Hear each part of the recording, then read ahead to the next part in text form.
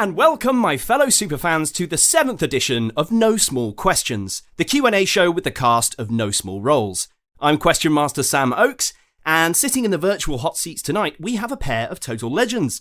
Join me as we peek under the mask, and hopefully unravel some of Gaius's many, many secrets. That's right, we have the oh-so-handsome Chris Watts in the Zoom chat. You filthy flirt. Oh, he's so handsome. He's so handsome. Oh, you absolute tease, you. Oh, you deserve it. And filling the other screen... Should I go? in this No, I'm getting to you, David. Settle down. Okay. I'll wait my turn. Stay here and watch, David. That's all you need to do. No, I think I will go. And filling the other screen in this call is the player's handbook himself. There would be no show without the madness that thrives in this man's noggin. Our crafty DM, David Knight. Hey guys. Hello, everybody. Hello. I'm really excited for this, especially since I've seen some of the questions that are lying ahead. There are some really good ones and there are some doozies as well that you'll have to think about, but we'll get to that in a moment. We also have standing by in this Zoom chat, we have a collection of our Patreon subscribers, and we'll be hearing some questions, hopefully directly from them, a little bit later on in the show. Now, before we kick off, this is your spoiler alert. Spoiler alert! We will be discussing events right up to and including episode 35. So, if you haven't yet had the pleasure, this is your last chance to hit the pause button and go catch up. Okay, right. You've been warned. Let's get stuck in. Are you guys ready for your first question? Let's go. Yeah, let's do this thing. Let's dive right in. Okay, so the first question is for David. This is at Emily MJ Knight, who has asked, how do you go about designing the puzzles in recent episodes? Ooh. Was it a Crystal Maze inspired? And Defo gave Crystal Maze vibes. First up, that's definitely my little sister. So, hi, Emily. I was going to say, I recognise the knight. Yep. That's cute. All the way up in Scotland at the moment, so lovely to hear from you. How did I go about it? First of all, I work in an escape room. So... this makes sense. Yeah, straight away. I feel like that explains almost everything you need to know. Up until now, we've not really had any, explicit puzzles in the show. I think the closest that we got to an explicit puzzle was the notes in Kral's Tower. Yeah. Sort of piecing those together, putting them in the right order. And we all know how well we did with that, everyone. Yeah. Everything else has been a narrative problem. So in setting up the Wingthrops as these paragons of intelligence, the joy of deciding that they test people in a rigorous test before they're accepted fully into the family and to see the inner sanctum, as it were, was just a really fun idea and not something that I wanted to miss. The amount of puzzles for the maze in particular, I maybe went overboard. Not at all. No. I would disagree with that statement. I don't think you went overboard at all. There was a lot of thinking cut. We were like, are these episodes going to be 45 minutes long? But everyone really managed to keep it slick and keep character action going through the puzzle solving, which is just something I love about these players anyway. You can put anything in front of them and it's a character choice and a character solving it rather than just the puzzle or the problem. But yeah, basically in the whole maze, the point of the puzzle was to try and test them in every way that the Wingthrops thought a person was valuable. So each of the tests has got a hint towards something that the Wingthrops make or something that they value in some way. Yeah. Obviously, they make wands. So having an entire puzzle based around producing a wand with limited capability. Cool. Yeah, it entirely made sense. The actual designing of the puzzles, essentially, it was a lot of conversations with my wife, being like, what do I do? I've got this kind of puzzle, I got this kind of puzzle, and I still need 4 more to make a full cube. And I'm going to hold my hands up. She gave me a lot of ideas. So you can blame her for the trauma that I inflicted upon you all. I like that. It's a team thing. Yeah. And you both worked together to try and make rooms that would kill everyone if they got it wrong. Yeah, every single room had to have some kind of penalty for being stupid. Yeah, I mean, literally. From the Wingthrops point of view. Yeah. I even stole that for a one-shot that I DM'd, David, the very first one. Yeah. With the table. and it nearly killed the players. Yeah. And it was so much fun just to see the absolute sheer panic on their face when I was like, the walls are moving 5 more feet closer, and they just could not clock it. I think I was even signposting really obviously at some points, and they were saying like, one person was saying the right thing, and everyone else was like, no, it's not going to be that obvious. And it's like, oh my gosh, you're going to die. Yeah. And there was a rule of 3 with these as well. It's kind of like both with the walls closing in, and there was another one with the poison filling up. Yeah, It's the like, acid, okay, you get this wrong a few times, and you're out. Yeah. Which is a bit crazy when you're like, how would you have dealt with it if then they hadn't figured out that whole thing with the table leg? there were a lot of plans, essentially, like backup plans, just in case. And luckily, they survived those moments, so I didn't have to use any of the backup plans. But yeah, there were a lot of like, oh, if it all does go wrong, we can try this and see if the narrative can still move forwards. I mean, say they got crushed, you could just have an arm, stuff that's created by the Wingthrupp. You could rebuild Gaius, give him a bit of extra face. Oh. Yeah. That's 100% something that they do. Yeah. Amazing. I'm really looking forward to the end, though, where they're all in the big, the crystal dome and they're trying to catch the money. Yeah. Absolutely. To the Aztec zone. To be fair, I do love the Crystal Maze. Like, any of those, like, we're getting really into Taskmaster at the moment. Literally started watching it from series 1 last week, and we're already up to series 4. Just the like, here is a challenge, but you've got the open possibility of solving it in a variety of ways. Love that. Absolutely love that. Well, I can't wait to see the next ones as well, because I think this is going to come out just after episode 36. Yeah. Everybody else is going to know, but I'm really excited to see what these last couple of rooms are all about. Yeah, so that's the thing. You guys have heard up to the lovingly dubbed the Pokemon, the Hedgehog room. Oh. Yeah. And all of that. The feels. Yeah. There's a lot of hands on hearts going on in the Zoom, I can see. Just sorry to jump in, but that room was really trying. Not in like how to solve it, but actually it was really interesting at how I recognized how I played D&D and also how Gaius perceives like the world. Like there's it's one of my favorite quotes ever in this whole show, actually, because it just came out of the blue. Guy was like, why would we interview a rat about what's going on in a laboratory? Like, why would we care about that point of view? And then June is just like, well, I would ask that question. And then it just completely made sense. And I was like, oh, damn, like, this is how Guy perceives the world. Like, how do I use things? And then Juna was just like, it is in his blood. Well, yeah, I know, but it really, it did shake me, and it shook all of us as a cast. And, well, it is very interesting because, as David was saying earlier about like, oh, these are the things, the skills that the Wingthrups would find useful, that they value. In the same way, what they're doing to those animals doesn't really matter. They are, like you say, lab rats. They're there for that purpose. Yeah. Which, was just such a... It's cruel. Particularly heard it from Daryl. Yeah, well, that's like... Yeah, Enkidu, I feel like, was the character that saw the moral quandary in that puzzle. And, like, obviously that was put there on purpose. Everybody else was very much in puzzle mode. Like, they were kind of aware of that moral question. But they were like, well, we need to solve it to, like, get out. And it took Enkidu and Daryl stopping everyone and saying, look at what we're doing. Is there is there a better way to be doing this? Should we be doing this? Should we proceed? Yeah. And it's the same for the listeners as well, because, I'm speaking purely on my own behalf here, but I was thinking, like, okay, how do I solve this room? Mm-hmm.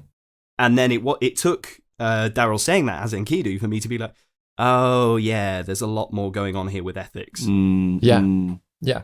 I can't remember, because we did stop for about 10 minutes to sort of discuss some of the morals, and some of that made it into the episode, but not all of it. So I'm not sure whether or not it is in the episode or not.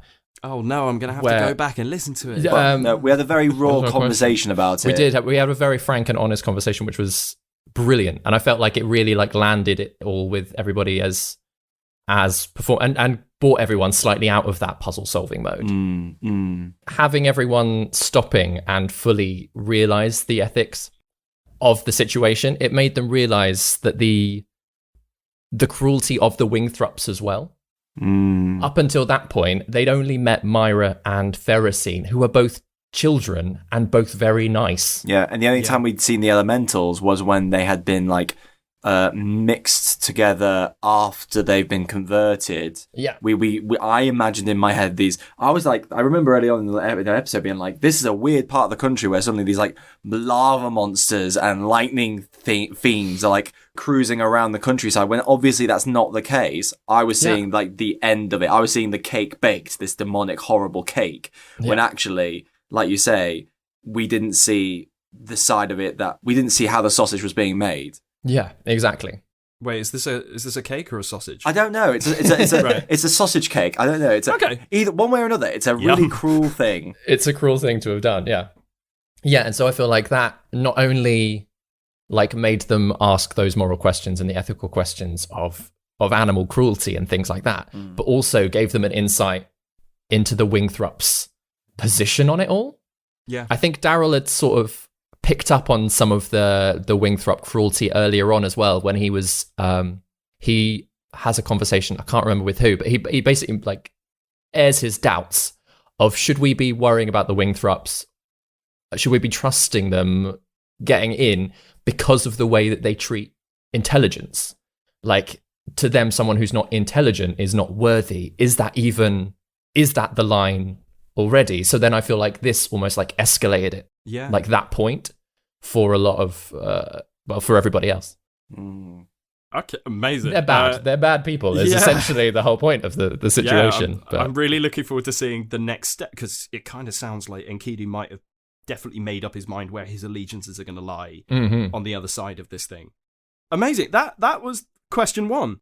So does that answer the question? I think so. I think we segued into something beautiful, but yeah, really nice. Let's have another question, which is themed. This one's for Chris this time, from Ashley Hooch Dangerfield. How do you think Guy feels knowing that he could be related to Orin? Well, first off, that was a fun puzzle that did not need to be a puzzle. Walk up, say hello, they'll let you in. But, all right, yeah. As a character, how does Guy feel about Orin being a potential family member? Well, Guy actually has a very traditional view of family, and that family, is meant to have your back. Family is, the collective, and that's something that he's always been instilled in, that has always been instilled in him since an early age. The most important thing in life is family. But that's his traditions, whereas his experiences have warped that and forced him to have to sort of reflect on that. And the idea that Orin, who is already, sort of like, quote unquote, already kind of a family member, it kind of feels right. And it kind of, I think for Guy, it's like, oh, yeah, that's what that is. That's knowing that somebody is, I think by this point, Guy's worked out that Orin's a pretty cool dude. Like, as in he's in terms of his like morals and stuff, he trusts him. Yeah, he trusts him. And I think that it fits that he's family. It is in kind Guy's of poetic. eyes. Yeah, because I think it was Orin who got the vision of Guy's his mum. And that whole thing about, the guys playing the music for his mum and, how she... So actually, Orin was the first person to get Guy to open up even slightly, that has basically paved the way for what we're seeing now. So it is kind of nice, like, full circle moment to be like, oh, okay, they are related in some way. And I'd be really interested in asking Ben as well how this affects Orin's kind of standing now within the group, if he knows that somebody is related to him. Because I remember in another No Small Questions we were talking about, Orin is much the like cut and run. And I wonder whether like the blood dynamic will kind of change that. It'll be really interesting. Give him an excuse to yeah. And I'm sure Gaius wants another brother after what's going on with his other sister. No words on that. I can neither confirm nor deny. However, what I will say is, definitely, like we've hit it on the head already. That like he has got a very challenged view on family from what he originally had. So the idea of loyalty for him is a very difficult thing for him to process at the moment. And I think it's like people need to be worthy of his trust. And I definitely think that Oren is that. And I think this group is definitely that. I do think at times, sort of, this is going into a bit more of what Guy's sort of going through constantly, is he's always thinking, okay, but when's it going to end? Okay, but where's the escape route in this? You know what I mean? So, you know, he's always got like when he walks into a building, he's always thinking like, where's the exit just in case something goes wrong and I have to skedaddle. So in that case, he's kind of like Oren as well. But, I was going to say, yeah, I think definitely a relative. Yeah. I think he's definitely just. I think he sees it as an exciting thing. I think he's less bothered about the Wingthorpe thing, and he's just more excited about the Oren thing. Is how he views it, I guess. Oh my god, I'm related to Aggie. Yeah. I know. It's just like, oh my gosh, this guy can do some cool things, and you know, he's not a jerk who's going to steal my gold. So yeah, okay, I'll hang around with him. So good. So good. He's the chatty version, and then Oren is the quiet version. There'll be the two siblings that complete each other. Oh my god! Yeah, I feel like Guy and Oren are like those two cousins in like the family reunion, where like there's like the young quiet one, and like there's a slightly older like brash loud one, and the young one's always like, oh please, just I will go with any member of the family, but just not Guy.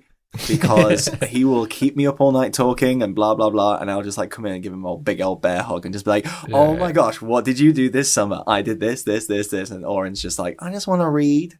I just want to make things. Yeah. I just want to sit over here, thanks. It's like you just walked into the room and broken my like Lego set. I was working really hard on making a goose, and now it's just like ruined. Guy, your bag's on my foot. Oh. Guy taking up 3 seats in the back of the car. Oren trying to like sit in one corner and just like, yeah, can you stop taking up my space? Oh, that is a really cute mental image. Can you stop playing your guitar so loud? I'm trying to read. Yeah.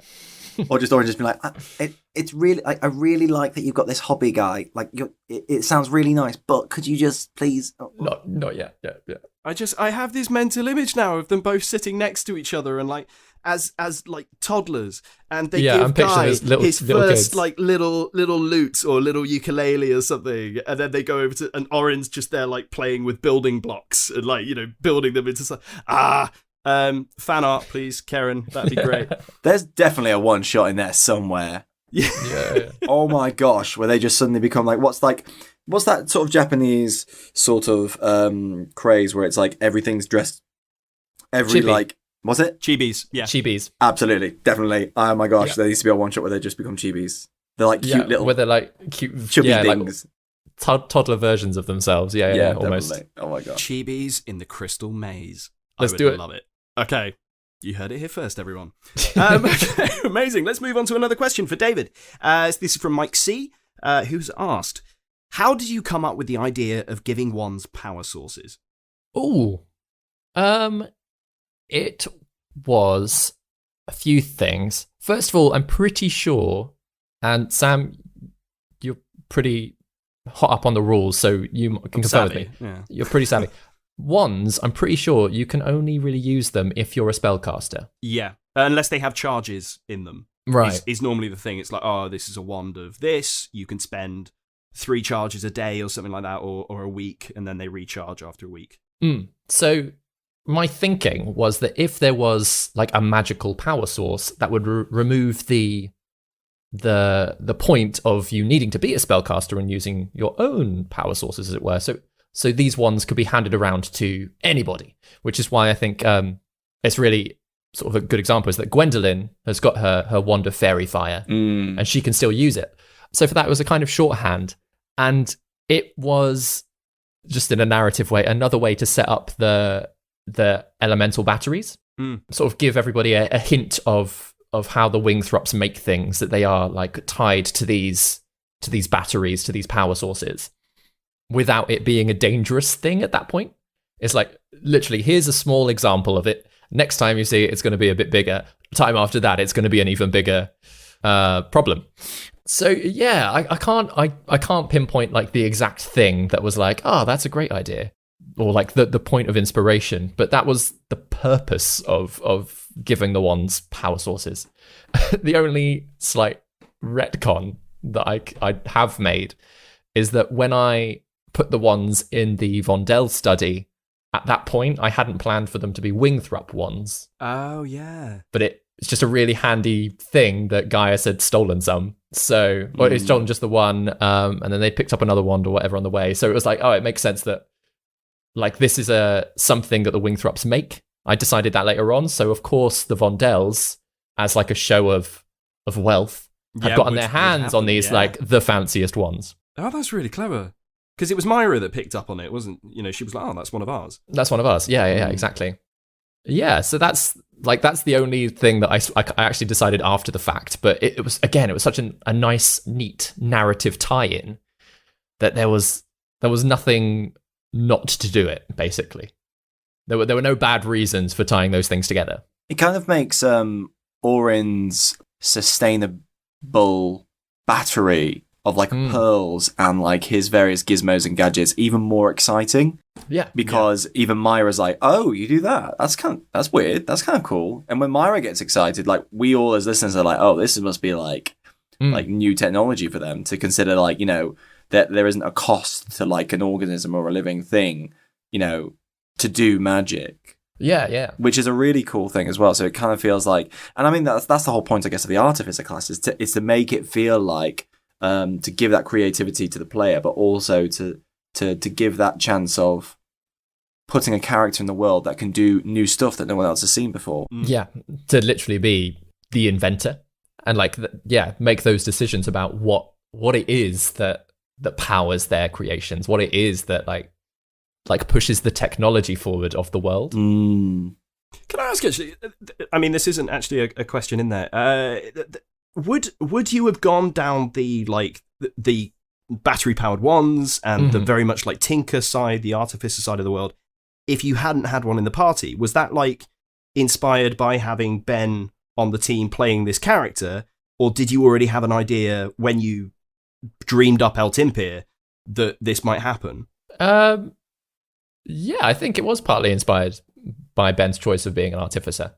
I mean, I really like the whole a world with magic hasn't necessarily gotten to like our level of modern technology, but I do often find it a bit weird that like in a lot of fantasy games you've got like everyday common folk who are literally tilling the land with their hands, living next door to a wizard who can make plants grow at the drop of a hat. It kind of doesn't make sense. So I do like having the sort of magic built into everyday life, and in a lot of ways then that opens up like technological options. Yeah. Whether or not the Wingthrups in particular would have been like this artificery, I don't know. I think when I made some decisions that Orin, for instance, was tied to the family, that of course it made a lot more sense for them to be similar, mostly so that everyone could have that debate of like, well, that's too obvious. He's an artificer. They're artificers. Like, clearly they're not related. And it's like, no, the fun of it is that they are.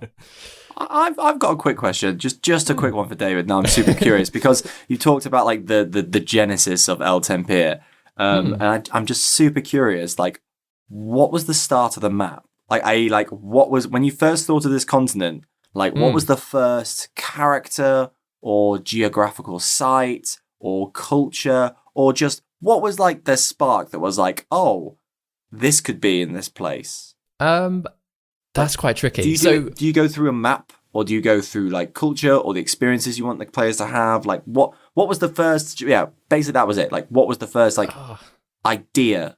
A first idea to occupy El Timpir, like the Big Bang. The whole world map was drawn years and years ago for the campaign that I play, the long running 7 or 8 year, however long it is, campaign that I play with Vicky. Like, sort of, because they've traveled a lot of that world, I drew out the whole world in case they wanted to go anywhere, but I didn't like populate it. But in El Timpir, the first place was Dram. Oh, which we haven't been to. Not been to. I ran that as a one shot for my family, again, maybe 4 or 5 years ago now. and they were criminals for the Hex, and that's where the Hex started. So, so El Timpir for me has always been tainted with like Hex activity and like underhandedness. When it came to like planning the story of the campaign, I was just I still am. I'm like, the effects of colonialism was really like the point that I want to kind of make across this entire thing. Is that like with the elves coming in, pushing the Orcosians out, pushing the native people out, there's already a struggle there. But then even in amongst the people that like the Aelish Empire, that being divided between, am I going to be sort of join this meritocracy where I've got no hope in finding a place in the system, or am I going to go off by myself? Like basically the Aeland Dravain divide again is like another sort of effect and like repercussion of this initial colonialization of the place. That's basically the starting point for the world, is that there is a national trauma that has had an ongoing effect, and even thousands of years later is still having an effect on people's attitudes in the region.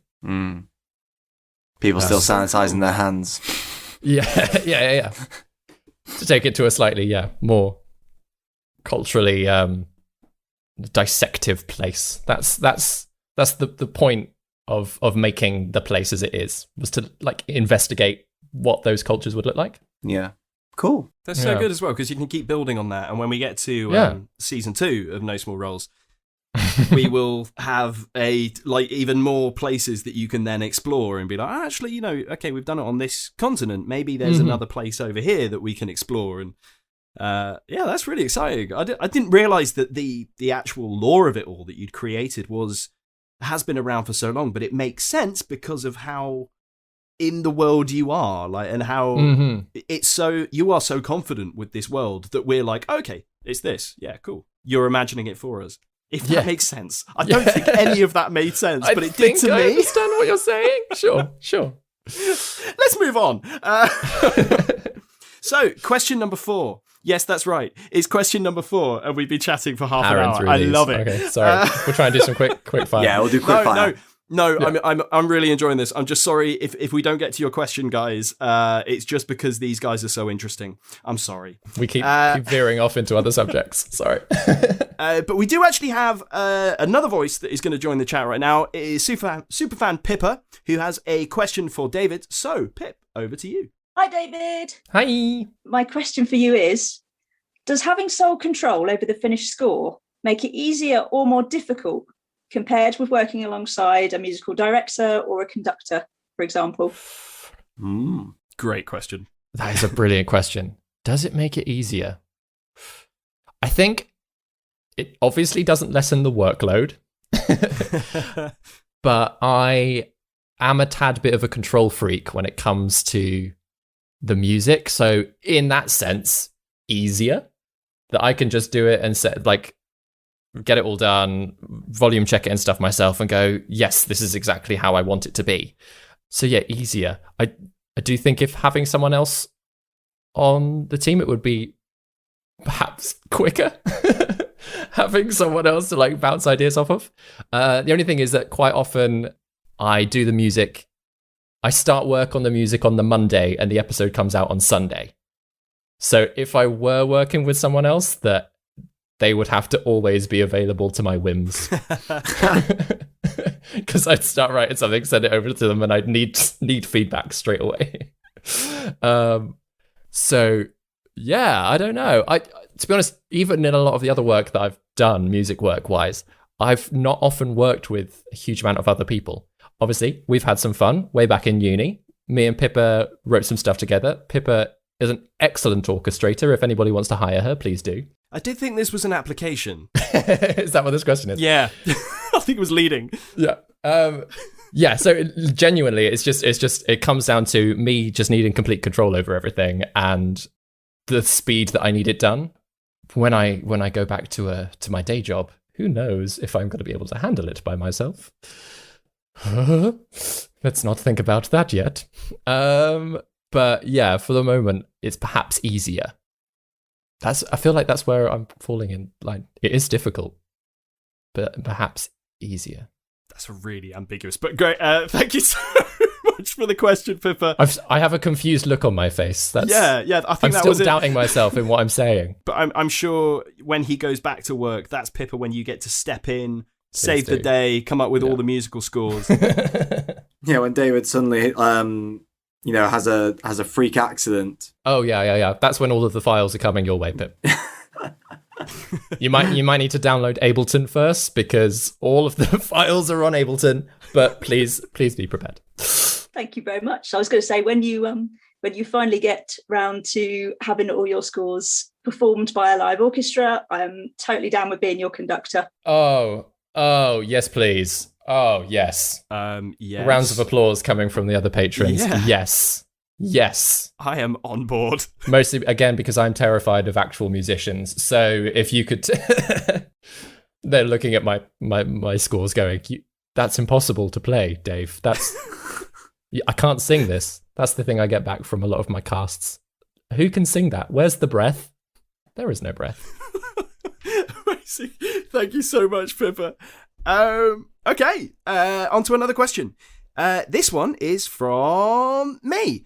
I've written it all down. This is a question for you, Chris. I'm going to try and read it I don't know why I've written an entire paragraph here, but I'm just going to read it out. Excellent. How many marks do I get for this question? Depends how you answer it. Oh, okay. Show you're working. We've had some pretty interesting revelations with Gaius' backstory recently, namely being an untested Wingthrup, and his sister Treya potentially being a high-ranking member of the Hex. So these moments, well, I'm going to be honest, they kind of sounded like they surprised you when they happened. So I was wondering, how much of Guy's backstory did you plan, like yourself, before the game started? And how much of the information did you leave to the DM's discretion? So basically, is this all fresh news to you, Chris? So, actually, I know Guy's story quite extensively. It's funny, really, because I tend to play with, when it comes to D&D characters, I've played with knowing every inch of their backstory, and then having a character where I'm like, I know this, and then the rest is what we discover from the character. And I've enjoyed both. But with Guy, David and I had a big, deep discussion about where Guy's family are from, who they are, what roles they play, what's occurred in Guy's life to bring him to this point. So I knew exactly where Guy had been and what he'd been doing and how he'd been surviving up until the start of the campaign.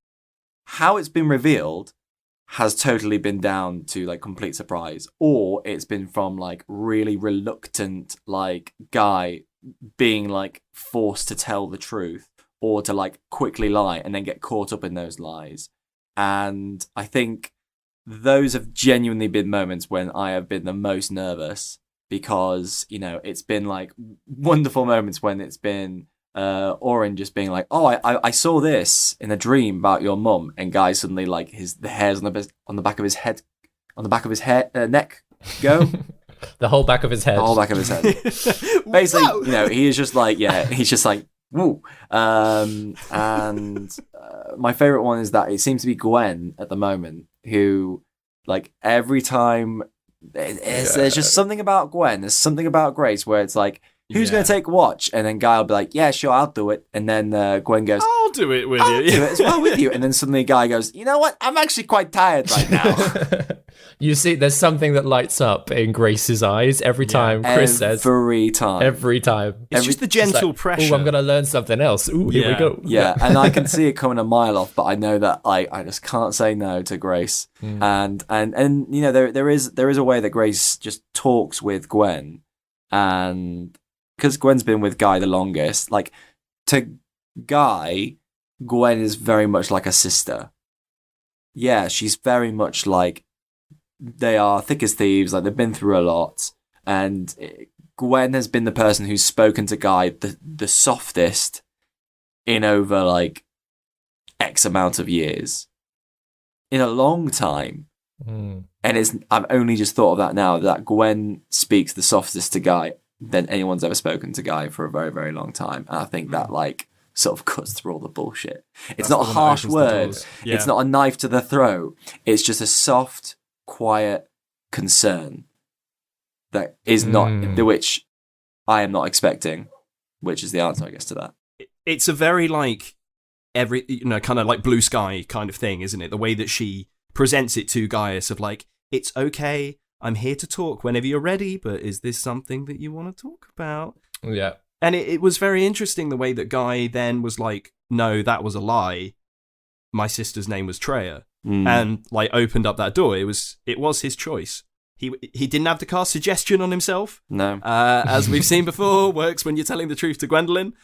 But yeah, it's kind of those walls are starting to come down with you. But that is interesting. It's clearly just good acting from you, Chris, that I'm like, oh, he does. I kind of got this idea that you were like, oh, I've created this masked bard, but actually I don't want to create a backstory for him. He has somewhat of a face. He has a mask. He has a lute and a sword that has so far no explanation to it. That's and one thing. David, you can play with the rest of it. Yeah, actually, the impression you know what? I got. That is, to be fair, that is the one part of his story that I have no clue about. It's the sword. It was literally the decision for me to have that sword. Everyone's like, oh, the sword. And when I whipped out the sword in like the first, like, the Vondel arc, I was like, get out the sword. And everyone's like, oh, here comes the sword. Here comes the sword. It's going to be the epicness. And I was just like, oh, and I do something. And it failed, obviously, straight away. Yeah. And then someone was just like, what happened? And then I just revealed straight away, I literally got this sword from a card game because I was like, I don't want Guy to have like epically awesome like stuff. I want him to be on the back foot because he has been like living on the road. He has been stealing, thrifting, getting anything that's not been bolted down. And then on my character sheet it was like, you have one weapon, you have a weapon, what is it going to be? And I was like, I don't want him to be like a bard with a rapier. Like he knows exactly what he's doing straight away. I know my skills. He doesn't know his skills. He's been only playing for a year. So I was like, give him a freaking long sword because that would be such a cumbersome thing. So the fact he had it on his back, and I remember like the first time that I described Guy, I said he's got this long sword on his back. And I remember Daryl being like, ooh, that's interesting. And I was like, haha, joke's on you. I have no clue how to use this thing. It's not interesting at all. So, and it's kind of like, you know what's funny with the sword? It's like, I'm so tempted to sell it. I keep thinking about selling it. But then there's just a part of me, I'm just like, oh, what if there's a really cool thing about this sword? But every time I keep going to a vendor or something like that, they're always just like, yeah, it's a pretty good sword. Might just be a sword, but I don't want to give it away. And then suddenly, like, David's just like, so that sword you gave away was like, the ancient ancestral sword of the Dragon Lords or whatever. Yeah. Just for that far off panic. Yeah, the only thing that's going to stop the end of the world again. That is, and the thing is, that's entirely down to the fact that David is my freaking DM. It's the fear of I'm hoarding all the things I've got in case they are relevant somehow. Oh, I absolutely love this. I mean, you are a Winthrop now. There's a chance that you could put like a little charge in the bottom of that sword, and it means that you can use it. It becomes a lightsaber. Who knows? The possibilities for you now are endless, sir. I actually did have to think the other day. I was walking to work, and I was just thinking, man, Guy's got quite a high dex, hasn't he, actually? And he doesn't like being in the fray too much. Oh my gosh, why have I not made him like a range? Why has he not picked up a crossbow somewhere? So he's definitely getting hold of a crossbow or something. Because I was just like, why has he never thought to do this before? Oh my gosh, that's the perfect weapon for him. And like, it kind of makes sense because he doesn't run into a fight. He does use all of his magic from a distance. So yeah, why has he not got a ranged weapon? Exactly, and I think that's exactly right. Because like that's the thing, Guy's working it out. Because I didn't want a character who knew exactly what he was great at. I didn't want like an awesome knight who like knew how to do martial dueling and stuff. Mm-hmm. And it's what like doubly makes it hilarious is how well you rolled for your stats. Yeah. If Gaius, the character, put his mind to it, he probably could like absolutely kick butt in a martial contest. But like obviously like he's even figuring out. It's almost like the character isn't aware of what their strengths and weaknesses are, and that is an amazing thing to play. Yeah, that's really interesting because you're talking at it from a stat perspective. The charisma, specifically in like the early bits, wasn't that high. So was that? No. I don't think we should I don't want to know all of your secrets, but I have also been slightly distracted by Karen, who is in the Zoom right now. We mentioned earlier about baby Orin and baby Gaius together, and she just posted in the chat, "Ask and you shall receive." I really hope this shows up on the Instagram because it's freaking adorable. amazing, It's so good. How have you knocked that out? Is this how long we've been chatting that you are able to create magic? Oh, wow. It's amazing. Yeah, check it out on all the social medias. That is genius. Yeah, right? Oh, so good, mate. Oh, wow. Yeah, all you listeners, this is great listening entertainment. Please go to the Instagram where you will hopefully find this picture. Yeah, It is we'll worth put all of the links over to it. All of the links. So good. Thank you so much for answering my really long question there, Chris, and giving me a little bit more detail as well. Next up, we have a question for David. It's from @RevRossMichael. Hope I'm saying that correctly. Who has asked, at the time travel table, Juna suggested travelling forward a week or a year before Orin settled on one day. As DM, how would you have handled it if they'd gone for a longer amount of time than just 24 hours? And there has been a note here that says that Tiamat Dangerblade also asked a similar question to this on Discord. Mm-hmm. So, I hadn't made huge amounts of decisions when they were at the table as to what it was going to look like if they activated it. Beyond the fact that if they activated it, what they would actually see is a vision of the future, but lived out in real time. I'd made that decision. What was going to come next, I had not decided.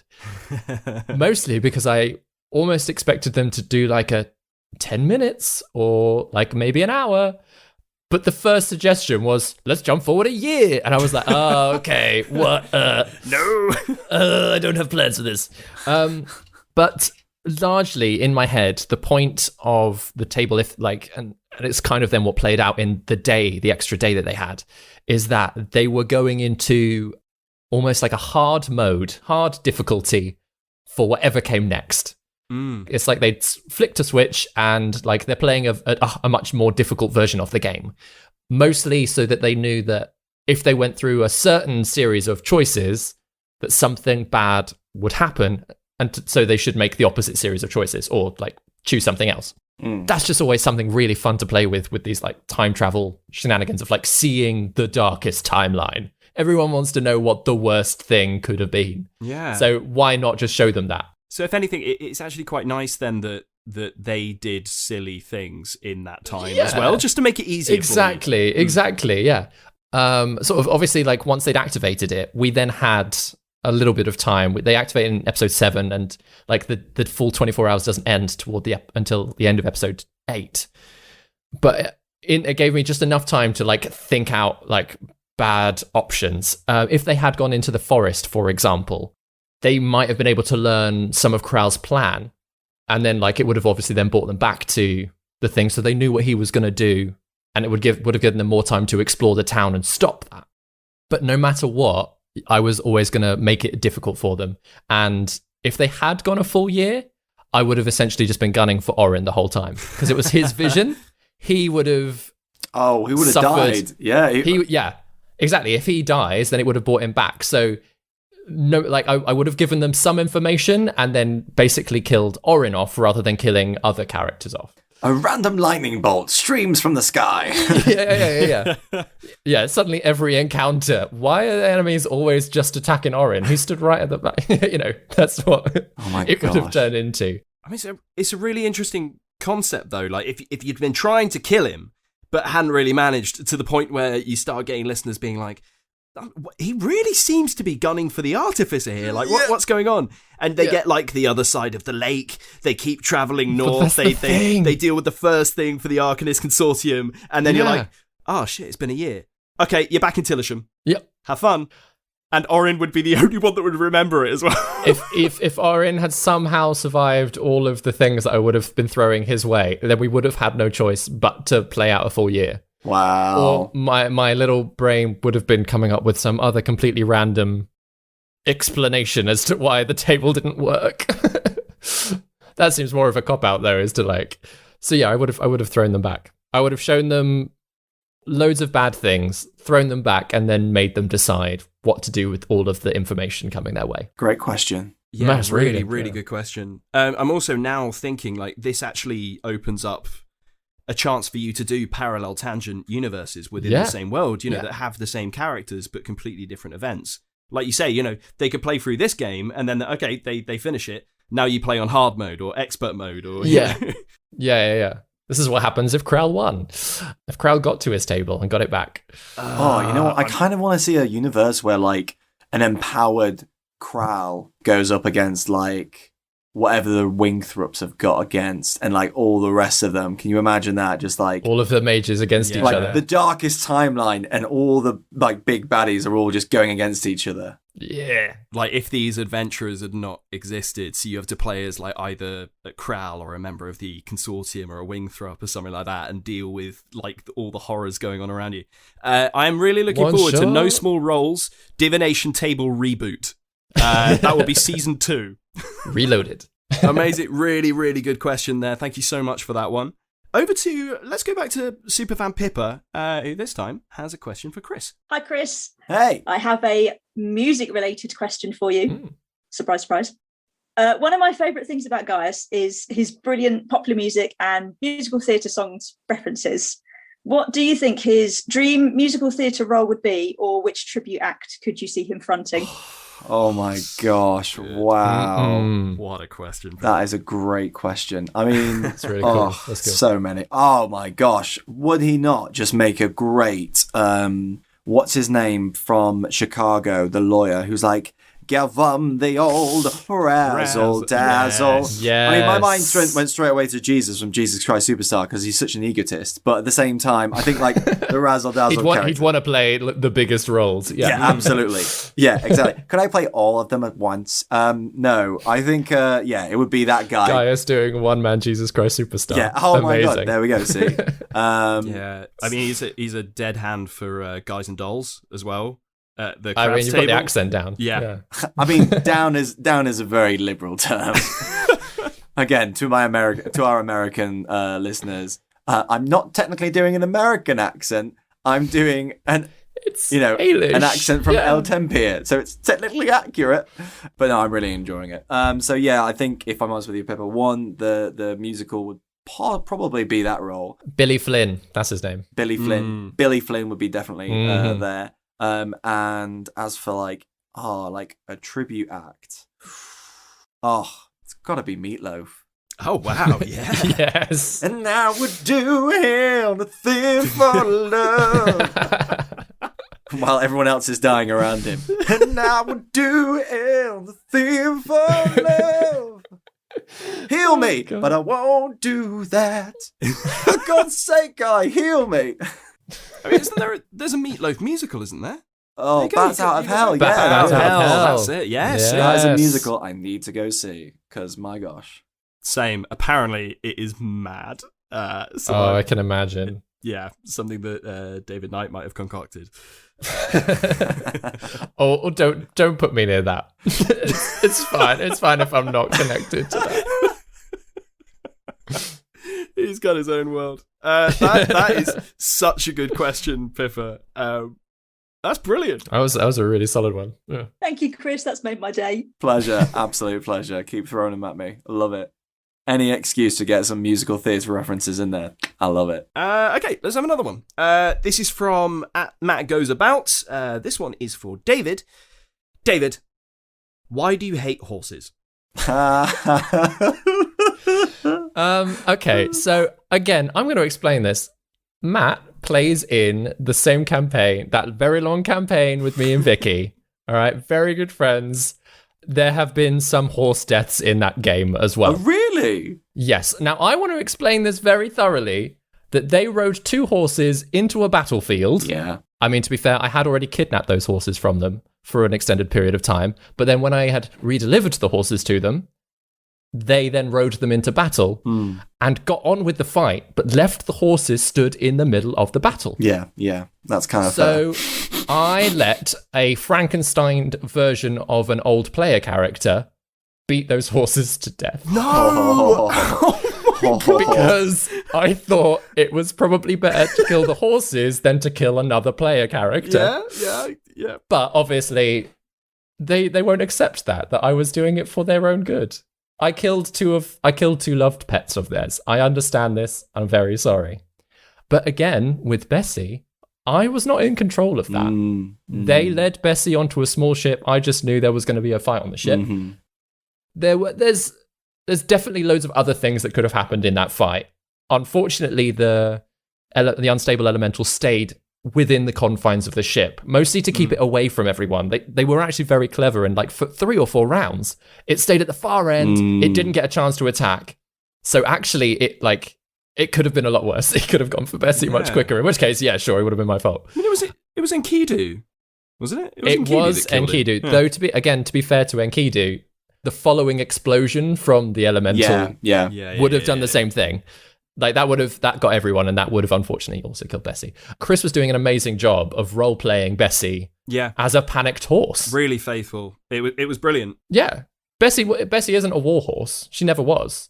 Like, she was just some old guy's horse. Yeah. We love her dearly, but untrained animals in the middle of fights is always a bad idea in D&D. Yeah. Any D&D players out there, please keep your pets away from the battlefield. Yeah. Yes, that is the only advice that I can give to you, is that we DMs will not hurt your pets if they are not targets. Keep them tied up and away. It's so true. Like, there's no... It's an unfortunate thing of it. There's no... At the end of the day, if you're in a role-playing game and you're in a life or death situation and you're on a horse, someone's going to go at that horse. If you've got, a lovable dog that is, in a wizard's laboratory and something smashes and blows up, that dog ain't going to survive. It's not like the plot armor. I always disagree with the idea of plot armor. I think, like, keep that for Disney films. The rest of it is like, it makes it more gritty, more realistic, more fun. The only extra plot armor that bringing a horse into a battlefield gives is that, yes, again, they are another target. So if the choice is between hurting a player character or hurting the pet, sometimes narratively, not to use narrative as an excuse, but it is almost nicer to target the pet, because then the player character can carry on and also have experienced something traumatic. Not saying that all D&D character growth needs to be related to trauma. There's very many nice things that can happen in D&D. But if it avoids a player character death, but gives them something to, like, a takeaway from the fight, then it's sometimes a good story option. Yeah, I did. It's not a good feeling. It's never a good feeling, but it is a good story option. Liar. Did something very similar in my game, where there was one character who was, like, standing on top of the horses, like, straddling 2 horses' backs or something, and this bandit captain, like, ran straight up and had a choice of, like, hitting him or the horse. And his AC at the time was very, very low. I was like, right, okay, if this guy hits him, it would probably kill him. So I was like, okay, he just runs up and he's going to, like, he's going to shunt the horse. You should have seen the rage on the players' faces of just, this guy needs to die now. Like, literally stopped all the fighting that they were doing with other people and targeted the horse hater. Yeah. I mean, and again, there's something to be said about stories and in films and things that, like, if the animals get hurt, people react so much more to that than if, like, a person gets hurt. It's very weird, strange, isn't it? Oh my gosh, like, spoiler alert, but when, like, in Deathly Hallows, where, like, Hedwig dies. Yeah. When I was preparing myself for that book, I was like, I think Hagrid's gonna die. He's the one that, like, introduced Harry to the world. I went through in my head, I prepared myself mentally for every single character to die. The one character I did not run through the scenario of was Hedwig, and when it did, it crippled me. It does. It again, maybe, and this kind of ties back to the whole, like, Wingthrup cruelty. Maybe it's easier to be empathetic to an animal because they have less, I don't want to say less control over themselves, but they don't have the stakes that a humanoid character has. They don't have those same kind of, like, thought processes and things. So quite often the animal characters are brought into situations completely against their control. It's a lot easier to be empathetic toward them and to attach. Plus, quite often they're cute and people, like, obviously give them such love that when then something happens to them, the protector instincts kicked in, and it has a much more emotional effect. But yeah, again, it doesn't mean it's nice ever. I don't feel that way about artificial familiars. To which end, I'm like, I feel like Aggie all the time. I'm like, she just gets rebuilt. I know. I'm like, everyone's like, oh, Aggie. I'm like, Aggie is useful, but I don't feel for Aggie in that way. Sorry, Ben. I'm like, Aggie is super useful as a tool. But I did feel, I did have a question here that was a follow-up that was like, in fact, why do you hate all animals? Because what you did to all of the animals from the fuzzy ball bag, what you did to the horse, again, and now what you're doing fighters. in the whole like Winthrop. Yes, we use animals, and I mean particularly the imagery of it being a lightning hedgehog. It kind of like I got Pikachu vibes from that, but I also got Sonic. I was seeing Sonic the Hedgehog in a ball, and then you disintegrated him. Yeah. I mean, again, it was just to add to the point of it. I almost purposefully chose cute creatures, hedgehogs, chaffinches, like little fairies. Again, to highlight the fact that they were innocent. They're like completely innocent creatures in this situation. So I'm sorry. I hope the story explains itself, but I'm sorry. You evil, evil man. Yeah. It's also that these guys can seem more heroic, though, so somebody has to go there. Guys, I think we have time for one more question, and aptly it is for both of you. So this is from Shanomaniac, who has asked, at the end of this adventure, and at the beginning of the next, who would make the best replacement DM? And what kind of character would David like to create? So I'm going to ask the first bit to Chris first, and then we'll come to David. You've got a little bit of time to think about this one. Oh, thank you. Ooh. But yeah, who do you reckon would make the best DM out of the five of you? Okay, so I think it's tough, really. Again, it's a question that, has to be answered with a complex answer rather than, a simple, straightforward. I think it's all down to, what kind of game you want to play. I think for, person who knows the rules and is, most equipped, I definitely think, Ben is, up there, and he's also hilarious with voices. So he'll make some really, wonderful NPCs. There'll be a lot of, complex narratives from Daryl. I've never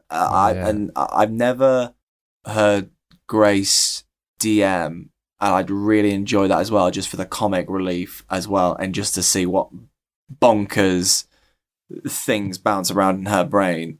I've got to say, I really want to see what Vicky comes up with in terms of for a one shot. I would love that.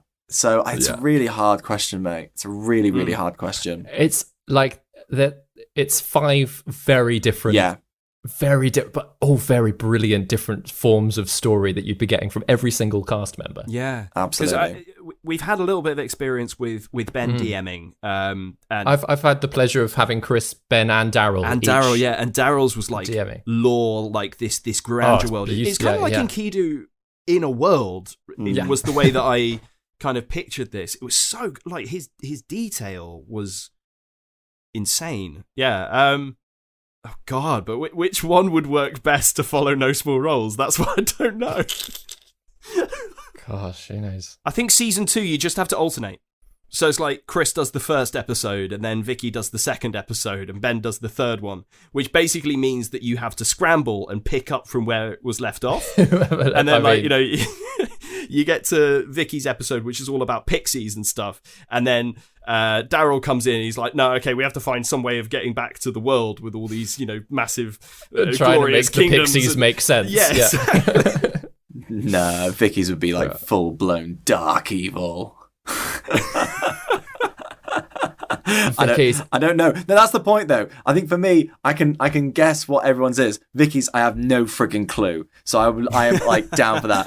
It's a blank page that I want to see what happens. The energy that Vicky would bring to it, absolutely. You as players, I don't feel we'd know what would be coming at any point. Sometimes we don't know what comes in Juna. Sometimes she's just no, I just think, and then sometimes you're rah! And we'll be oh my gosh, I'd love it. Absolutely. I think the only way to really settle this is the you're going to have to test it. I mean, before season 2 comes around, you're going to have to test it. I'm thinking bonus episodes where you each run one and we see how it goes within the world of El Tiempo, potentially. Doesn't have to be. Basically, give me more stuff to listen to. I need more. Yeah. We're slowly working on it. We just need more time. More editing time, please. Thank you very much. Cheers and thank you. Speaking of having more time, did you think of a character that you would want to create? Yes. So I have the type of player characters that I've played in the past have been very varied.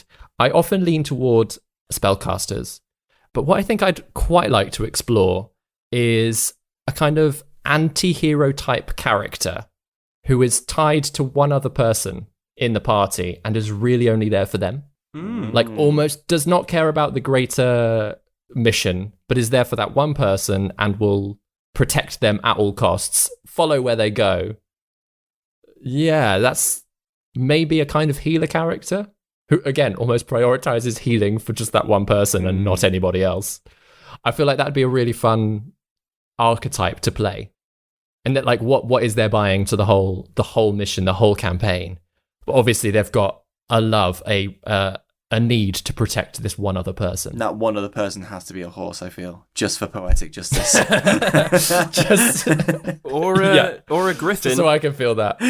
Shout out to the subclass that you've recently created, the Paladin subclass. Yeah. Oath of the Rider. Based on Juna's, the Griffin Rider Paladins and the Oath of Tuvir. Brilliant stuff. By the way, can we just do a tiny round of applause for Vicky for those beautiful stories she keeps those throwing stories. out there? Yeah, I think so. Yeah. Absolutely. Love them. We'll add applause sound effect there. Juna just reading Grimm's fairy tales. Like, I'd listen to that podcast. Absolutely. Yeah. 100%. Amazing. I think that might be all we've got time for tonight. Thank you so much, everybody, for your questions, for sending them in. Really sorry if we didn't get a chance to get to them tonight. We did segue a little bit, but I hope you'll agree with me that it was fascinating. Really wanted to explore those avenues. For anybody who has listened this far, if you haven't liked and subscribed to the podcast, please do, because it helps other people find the podcast and fall in love with it as we have. And please do join us next time. So for now, from David and Chris, I hope you've enjoyed tonight. Yeah, loved it. So much fun. Well, I can't wait to get you in the hot seat again once we've had a few more episodes to find out what the hell is going on. Thank you so much, everybody. And there's only one thing left to say, so if everybody would like to unmute themselves. Are we ready?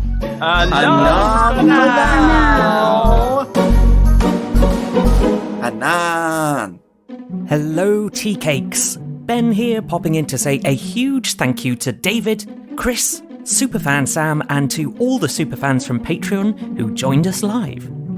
Thank you for all of your fantastic questions, and keep those inquisitive minds active, because our next No Small Questions will be with our staff-wielding, tea-brewing sorcerer Vicky, and our eldritch blasting, inside-checking warlock Daryl. Keep an eye on our social media for when we'll be recording the next episode.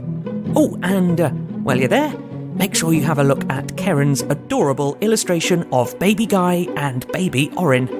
You know where we are by now. We're at No Small Rolls on Instagram and Twitter, or find us on Facebook by searching for No Small Rolls. If you've finished admiring Keren's amazing art and you feel in need of some more No Small Rolls in your life, why not consider joining our Patreon, which is simply bursting with behind-the-scenes and bonus content. Recent additions have included insight from David on the very first music he composed for the podcast, a video from Daryl on the inspiration for Enkidu's fighting style, and a bonus No Small Talk episode with the cast's immediate reaction recorded right after episode 33. Check out all those goodies at patreon.com/No Small Rolls. Oh, and we'll pop a link in the show notes as well. Oh, and while you're looking there, you should also spot a link for the show that I'm performing in this summer. Yes, I'm heading out on tour with Dragons and Mythical Beasts. where audiences will get to enter into a world of myths and legend in this fantastical show for all the family. It's a great opportunity to meet some creatures of legend, from a colossal stone troll to an adorable unicorn, all brought to life with spectacular puppetry. We'll be visiting venues all around the UK from late July right through to November.